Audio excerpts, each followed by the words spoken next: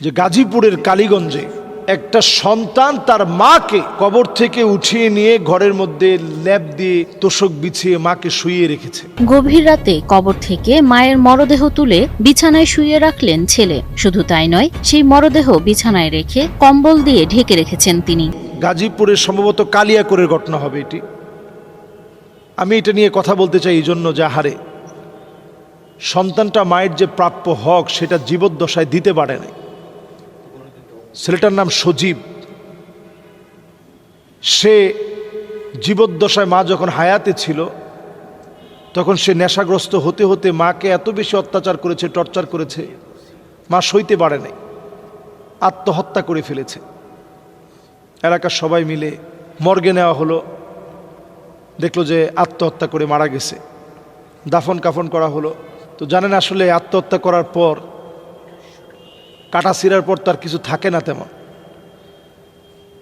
তো এই মহিলাকে যখন কবরস্থ করা হয়েছে গুটগুটে অন্ধকার রাতের সময়, সন্তান গিয়ে ওই লাশটা উঠে এনে কম্বল টম্বল দিয়ে মাকে ঢেকে রাখছে। মানসিকভাবে ছেলেটা ভারসাম্যহীন হয়ে গেছে নেশা করতে করতে। তো এরপরে এলাকাবাসী এসে দেখে যে কবর খালি। ঘরের দিকে গিয়ে দেখে দরজা বন্ধ, কিন্তু গন্ধ আসতেছে। লাশের দুর্গন্ধটা প্রচণ্ড দুর্গন্ধ। তো সবাই বুঝতে আর বাকি নাই, ভিতরে গিয়ে দেখে যে এরকম কাণ্ড ঘটিয়েছে। তো এলাকার লোকদেরকে সে হুমকি দিচ্ছিল যে সবাইকে মেরে ফেলবে। তার মামাকেও হুমকি দিচ্ছে যে মাকে কেন কবরে রাখলা। তা আমরা অনেক সন্তানই আছি, বাবা মার জীবদ্দশায় আমরা বাপ মাকে চিনি না। অনেকেই মায়ের সঙ্গে আমরা ধমক দিয়ে কথা বলি, বাপের সঙ্গে ধমক দিয়ে কথা বলি, অন্যায় আচরণ করি, ঘাড় মোটা করে কথা বলি, মনে করি আমার তো বয়স হয়েছে, এখন কি আমার বাপ আমার সাথে পারবে, আমার মা আমার সাথে পারবে। মা বাপ শ্রদ্ধার এমন একটা জায়গায় বসা, কখনো তাদের সামনে আপনি বড় হবেন না, আপনি ছোটই থাকবেন, নিজের ছোটই রাখবেন। মা বাপের সামনে যত বেশি ছোট রাখতে পারবেন আল্লাহ আপনাকে তত বড় বানায় দিবে। ওয়াকফিদ লাহুমা জানাহা যুল্লি মিনার রাহমাহ, নিজের ঘাটটাকে মায়ের সামনে নিয়ে অবনমিত করে দিয়ে ছোট্ট আওয়াজে কথা বলেন। দুঃখজনক সত্য, আমরা এই বিষয়গুলো বোঝার চেষ্টা করি না, এই বিষয়গুলো মানার কোনো দায়িত্ব বলে মনে করি না। এই বিষয়গুলো আমাদের প্রত্যেকের মানার চেষ্টা করা উচিত, মানার নিয়তে শোনা উচিত, প্রত্যেকটা লোকের মানার নিয়তে শোনা উচিত। তো আমরা যারাই এই বিষয়গুলো নিয়ে ভাবি, চিন্তা করি, আহারে ছেলেটার জায়গাটা আপনি চিন্তা করেন যে নেশা করে মাকে কষ্ট দিতে দিতে মা আত্মহত্যা করে ফেলছে, এমন একটা হারাম পথ বেছে নিয়েছে। হাদিসের ভিতরে নবীজি বলেন, মান কতালা নাফসাহু বিশাইইন উযযিবা বিহি ইয়াউমাল কিয়ামা, কেউ যদি আত্মহত্যা করে মারা যায় প্রতিনিয়ত তার জন্য এই আযাবটা আসতে থাকবে। আল্লাহ তাআলা আমাদের প্রত্যেককে মাফ করুক। এই ফিতনামূলক সময়ে অন্তত সন্তানের দায়িত্ব সন্তান পালন করবে। ছোটবেলা থেকেই সন্তানদেরকে উচিত পিতামাতার 3টা হক আদায় করা। 1 নাম্বার, স্বামী হিসেবে আপনি স্বামী হয়ে স্ত্রী হিসাবে যাকে বেছে নেবেন তিনি যেন নেককার হয়, এটা সন্তানের প্রথম পাওনা হক। দ্বিতীয় হকটা হচ্ছে সন্তানের সুন্দর একটা নাম রাখা। 3য় নাম্বার হক হচ্ছে সন্তানকে ছোটবেলা থেকে আল্লাহকে চিনানো। এই যে এই ছেলে কবর থেকে উঠায় আনছে, আসলে এই ছেলে আল্লাহকে চিনে না, আল্লাহকে জানে না, আল্লাহকে বোঝার চেষ্টা করে না। আমরা আমাদের প্রত্যেককে ছোট্টই নাসিহাটা করতে চাই যে পিতামাতার ব্যাপারে সজাগ হন। জীবনে যা প্রয়োজন আল্লাহর কাছে চান, পিতামাতার সাথে সুন্দর আচরণ করেন, আপনার ভাগ্য পরিবর্তন হবেই হবে ইনশাআল্লাহ। যে সাম্প্রতিক এক নেতা বলেছেন যে আমি হিন্দুও না, আমি মুসলমানও না। এই কথা বললে আসলে কেউ যদি মনে করে আমি হিন্দুও না, আমি মুসলমানও না, আসলে এটা কোনো কিছুই না। যেটা জামাও না পায়জামাও না, তো এটা কি? জামাও না পায়জামাও না, এটা একটা উন্না হইতে পারে। তো আসলে আপনার জীবনে মূল্যবান হতে হলে আপনার জামা হইতে হবে, নাহলে পায়জামা হইতে হবে, কিছু একটা হইতে হবে।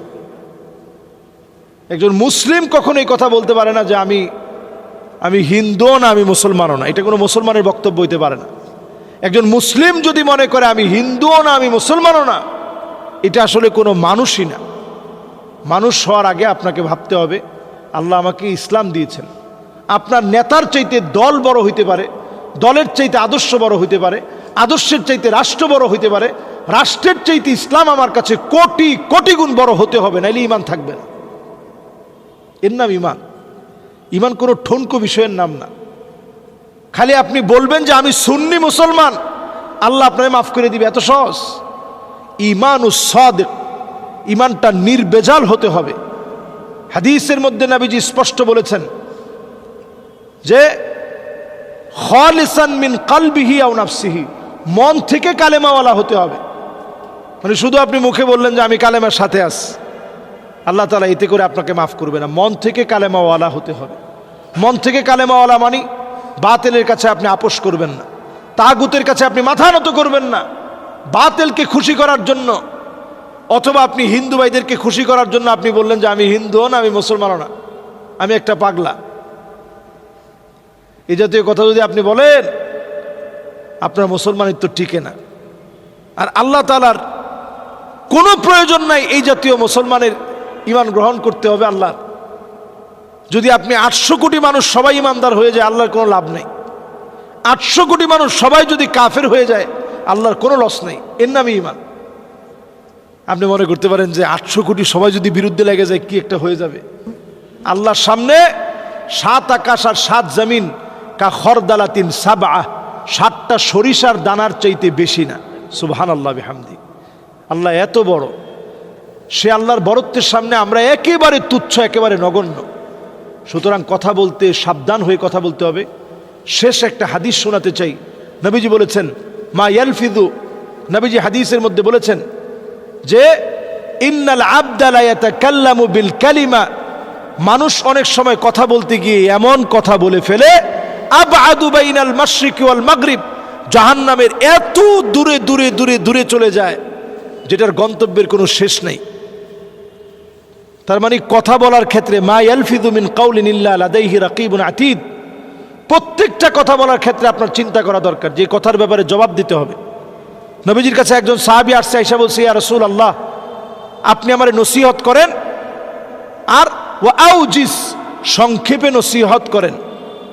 নবীজি 3টা নসিহত করলেন, এর মধ্যে 2 নাম্বার নসিহত করলেন এমন কথা বলবা না ইয়াতাযির, যেটার কারণে তুমি লজ্জিত হতে হয়, আবার মাফ চাইতে হয় যে ভাই আমার ভুল হয়েছে আমার মাফ করে দেন। এই জাতীয় কথা বলার ক্ষেত্রে আগেই সচেতন হবেন। যে লোকটার ব্যাপারে প্রশ্ন আসছে তার কথা সবসময় বেপরোয়া, এজন্য কথার ব্যাপারে আপনি সংযত হন। কথার ব্যাপারে প্রত্যেকটা কথা আল্লাহর সামনে জবাব দিতে সম্মুখীন হতে হবে। আল্লাহ রাব্বুল আলামিন আমাদের প্রত্যেক কথা সজাগ দৃষ্টিতে বলার তৌফিক দান করুক। আল্লাহ তাআলা আমাদেরকে মাফ করে দিক। আসসালামু আলাইকুম ওয়া রাহমাতুল্লাহি ওয়া বারাকাতুহু। আসসালামু আলাইকুম প্রিয় ভাই বন্ধুরা, শুরু থেকে লাস্ট অবধি দেখার জন্য অনেক অনেক ধন্যবাদ। ভিডিওগুলো আপনাদের কাছে আশা করি অনেক ভালো লাগে। আর এরকম সুন্দর সুন্দর ওয়াজের ভিডিও প্রতিনিয়ত আপনাদের কাছে পৌঁছে দেওয়ার জন্য আমাদের চ্যানেলটা সাবস্ক্রাইব করে আমাদের পাশে থাকবেন। ভিডিওগুলো শুরু থেকে লাস্ট অবধি দেখার জন্য অনেক অনেক ধন্যবাদ। তা সবাই ভালো থাকেন, সুস্থ থাকেন। নেক্সট কোনো ভিডিও আবার আপনাদের সাথে অনেক মজাদার ভিডিওর সাথে আপনাদের আবার দেখা হবে। তা সুস্থ থাকুন, ভালো থাকুন। আসসালামু আলাইকুম, আল্লাহ হাফেজ।